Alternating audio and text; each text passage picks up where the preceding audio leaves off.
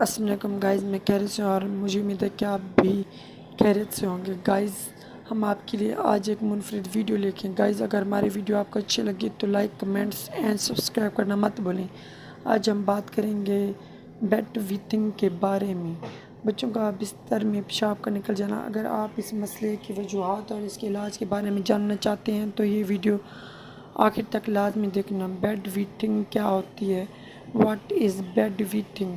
बच्चों में नींद के दौरान रात को बिस्तर में पेशाब का निकल जाना। बहुत से पेरेंट्स ये एक्सपेक्ट करते हैं कि 3 साल की एज के बाद बच्चे रात को बिस्तर गीला नहीं करेंगे, लेकिन 5 साल की एज तक बच्चों का रात को पेशाब का निकल जाना नॉर्मल बात है। अगर कोई बच्चा 5 साल के बाद भी बिस्तर को बाकायदगी से गीला करता है तो फिर उसे बेड वेटिंग का मसला है।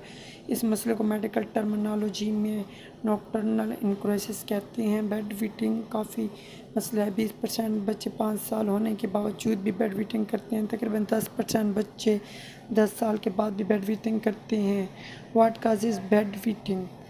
बेड वेटिंग की क्या वजह है? रात के वक्त पेशाब बनने की मिकदार बच्चे के मसाने में जितना पेशाब जमा हो सकता है इससे भी ज़्यादा होती है। बच्चे को सोते वक्त मसाने की पूरी तरह भरने का एहसास नहीं हो पाता, फिर पेशाब लीक हो जाता है। फिर कुछ ऐसे फैक्टर होते हैं जो बेड वेटिंग के इम्कान को बढ़ाते हैं। बच्चा किसी ज़हनी परेशानी या स्ट्रेस से गुजर रहा हो तो फिर भी बेड वेटिंग का मसला अचानक से हो जाता है। मिसाल के तौर पर अगर बच्चे ने नया स्कूल ज्वाइन किया है या स्कूल चेंज किया है, या बच्चा पोलियो का शिकार है, या कैफ़ीन से बनी एशिया मसलन चाय या चॉकलेट ज़्यादा खाता है। कैफ़ीन हमारे जिस्म में एक डायरेटिक का काम करती है। इसकी मौजूदगी हमारे गुर्दों में ज़्यादा पेशाब का बनने का सबब बनती है। कॉन्स्टिपेशन का मसला हो तो आंतों के अंदर पखाना जमा हो जाता है, जो आंतें फूल जाती हैं तो ये मसाने पर प्रेशर डालती हैं। प्रेशर पड़ने की वजह से पेशाब आसानी से निकल जाता है। जो बच्चे ओबीस होते हैं उनका वज़न ज़्यादा हो जाता है, उनमें भी बेड वेटिंग का मसला ज़्यादा हो जाता है। फैमिली हिस्ट्री भी एक अहम रोल प्ले करती है।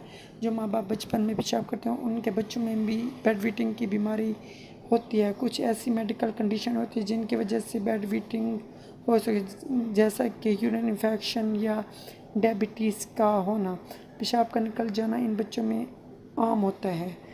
अंधेरे, कुछ बच्चे ऐसे होते हैं जो अंधेरे से डरते हैं, तो हमें चाहिए कि वॉशरूम की लाइट ऑन करें और बच्चों को सोने से पहले वॉशरूम करें, जिसकी वजह से उनका ब्लैडर खाली हो जाएगा और बच्चे रात को पेशाब नहीं करेंगे, जिसकी वजह से बेड वेटिंग में बेहतरी होगी।